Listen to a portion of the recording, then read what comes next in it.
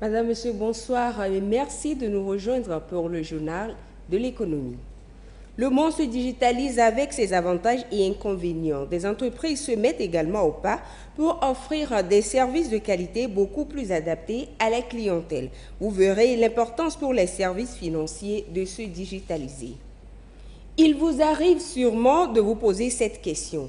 Que devient l'argent ou le compte bancaire des clients morts ou disparus? Eh bien, votre magazine vous donne des éléments de réponse dans cette édition à suivre. C'était les sommaires. Bienvenue. Dans un monde où les clients sont de plus en plus connectés et exigeants, la digitalisation de la finance permet aux entreprises de rendre plus fluides les transactions. Quel est l'intérêt pour les services financiers de faire recours à la digitalisation? Importance de la digitalisation des services financiers, c'est avec Eliaba Yadao. À l'heure où le monde s'enfonce résolument dans l'ère numérique, le secteur financier n'échappe pas à cette mutation profonde. La digitalisation des services financiers bouleverse les modèles traditionnels et redéfinit le nouveau modèle de vie. De la gestion quotidienne des comptes bancaires aux transactions financières complexes, la technologie numérique s'immisce dans tous les rouages du système financier. Cette omniprésence du digital réduit considérablement le service financier. Le profil du client a changé. Le client d'il y a 5 ans n'est plus le même. Le client veut faire les opérations depuis son fauteuil. Le client veut regarder la télé, faire son opération. Le client veut boire son café et faire son opération. Ça veut dire qu'on a une exigence de digitalisation de nos services. On n'a plus à l'époque des agences physiques. On peut être à Lomé et desservir des clients à Théviers, on peut être à Lomé et desservir des clients à Tabrigo, dans le Nord, etc. Si on a les infrastructures digitales, on peut le faire.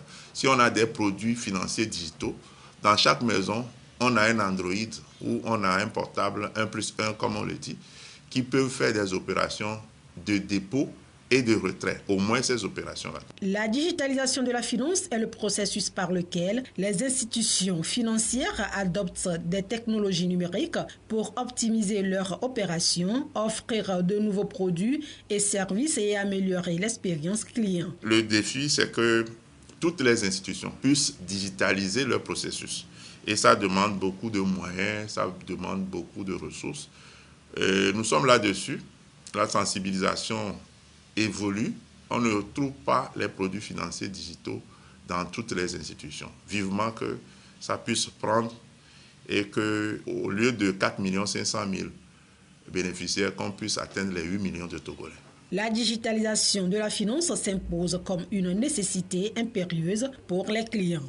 Cette transformation digitale n'est pas une simple option, mais un véritable levier de croissance et de compétitivité qui permet aux détenteurs de comptes bancaires de faire des opérations où qu'ils soient. Des jeunes se lancent de plus en plus dans l'entrepreneuriat et aujourd'hui, la plupart optent pour le e-commerce, c'est-à-dire le commerce en ligne ou électronique. Pour certains, ça facilite la vie et réduit certaines charges. Quels sont donc les avantages du commerce électronique? Les réponses dans ce sujet signées Marie-Reine Abita et Sandra Aziagbi. À l'ère du numérique, de plus en plus d'entrepreneurs ont recours au commerce en ligne pour vendre leurs produits et services. Pour beaucoup, les boutiques physiques sont presque inexistantes.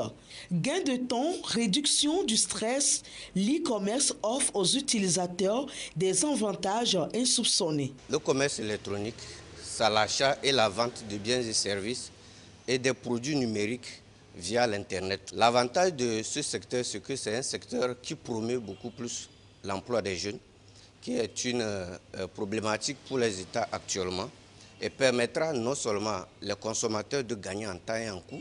Le commerce électronique est un outil véritable pour la dématérialisation des services. L'un des plus grands avantages de l'e-commerce est de permettre aux vendeurs d'atteindre une large audience en un temps record.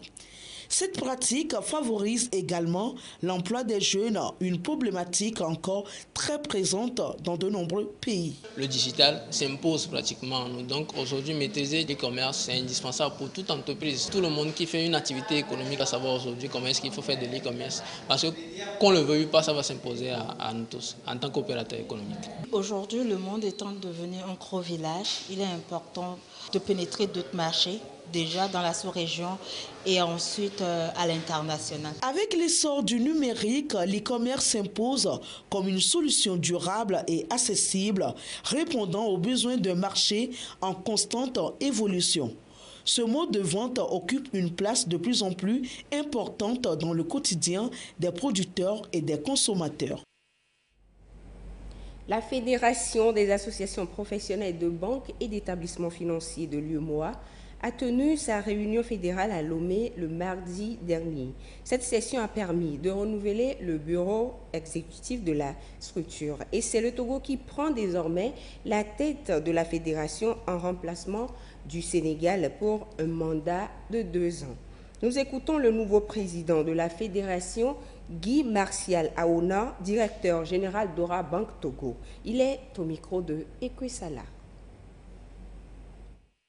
La Fédération des associations professionnelles de banques et établissements financiers de l'UEMOA, son rôle est de discuter ensemble des sujets communs aux associations, aux banques, aux établissements financiers dans la sous-région et défendre les intérêts de ces associations auprès des autorités et toutes formes d'autorités, les autorités locales, les autorités régionales, la Banque centrale, mais également servir d'interlocuteur pour tous les sujets liés à ces segments, par exemple avec les associations des consommateurs. Le Togo prend le relais cette année pour une période de 2 ans. Nous allons continuer la merveilleuse œuvre de l'équipe précédente qui a fait un excellent travail en mettant en œuvre un certain nombre de décisions qui avaient été prises à l'époque et en attirant l'attention des banques sur un certain nombre de sujets pour sécuriser davantage le système financier. Il faut aussi les féliciter pour le bon travail qu'ils ont fait pour juguler l'ensemble des crises internationales et régionales que nous avons connues afin que le système bancaire et financier reste résilient. Alors nous, qu'est-ce qu'on a l'intention de faire? C'est non seulement de continuer cette belle œuvre, mais également de nous assurer que les recommandations, que ce soit de la commission bancaire, de la Banque centrale, sont bel et bien suivies au niveau des établissements financiers, de nous assurer que la digitalisation qui est en cours au niveau des banques est centralisée par exemple par le projet d'interopérabilité à la Banque centrale, devienne effective et rende les services attendus auprès des populations et des autorités. Nous avons en marge de ça un vrai sujet sur le risque de crédit dans la sous-région et la doléance avait déjà été soumise au niveau de la Banque centrale pour qu'on accélère les dispositions qui nous permettent de mieux atténuer ce risque-là. Nous allons donc veiller à ce que, avec la Banque centrale, on applique et on mette en œuvre toutes ces dispositions-là. Et enfin, un sujet qui a été amorcé avec la précédente équipe, c'est la construction du siège social de la fédération qui sera basé à Cotonou, au Bénin. Mais ça, ce ne sont que quelques sujets. Comme vous pouvez l'imaginer, il y a beaucoup de sujets dont doivent se saisir les banques pour soutenir le système financier de manière générale, mais également l'ensemble des économies de l'humour. Suivez à présent les cours des devises de ce mardi 11 mars 2025. L'euro reste inchangé, 655,95 à l'achat comme à la vente.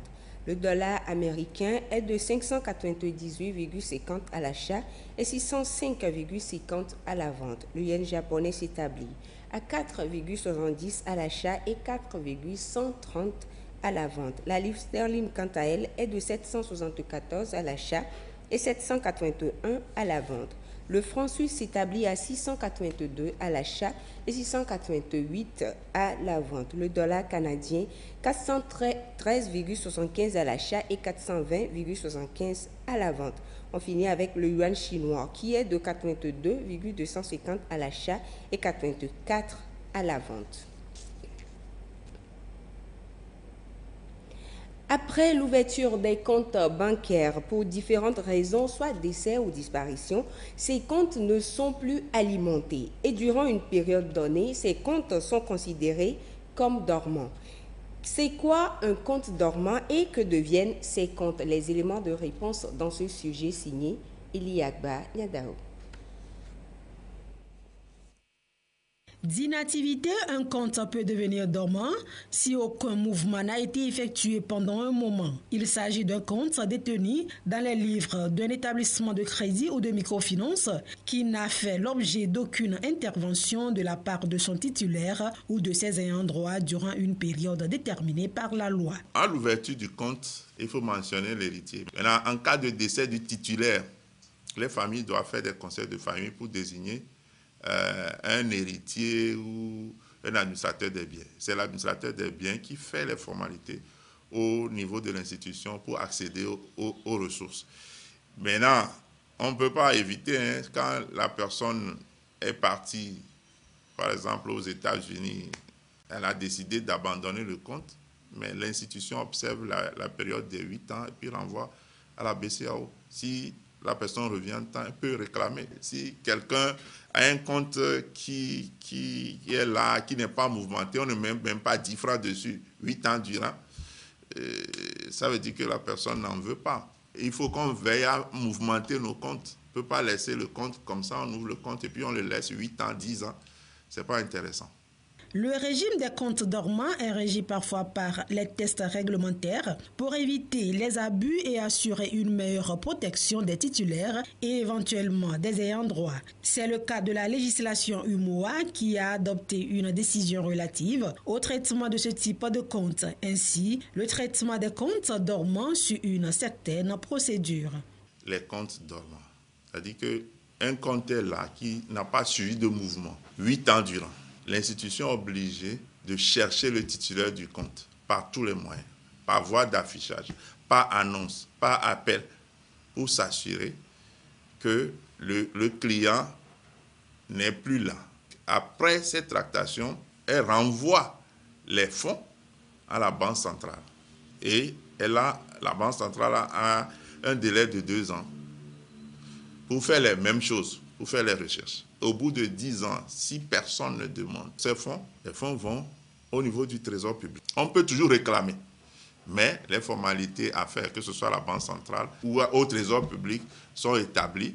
Et dès que quelqu'un a besoin, approche la BCEAO, on va lui dire les formalités. Les avoirs transférés de la BCEAO sont conservés par l'institution pour le compte du titulaire ou de ses ayants droit jusqu'à l'expiration d'un délai de 20 ans à compter de la date de transfert par l'organisme dépositaire. Au-delà de ces délais, le titulaire ou ayant droit des avoirs transférés à la BCEAO peut toujours les réclamer en adressant une demande écrite à la Banque centrale.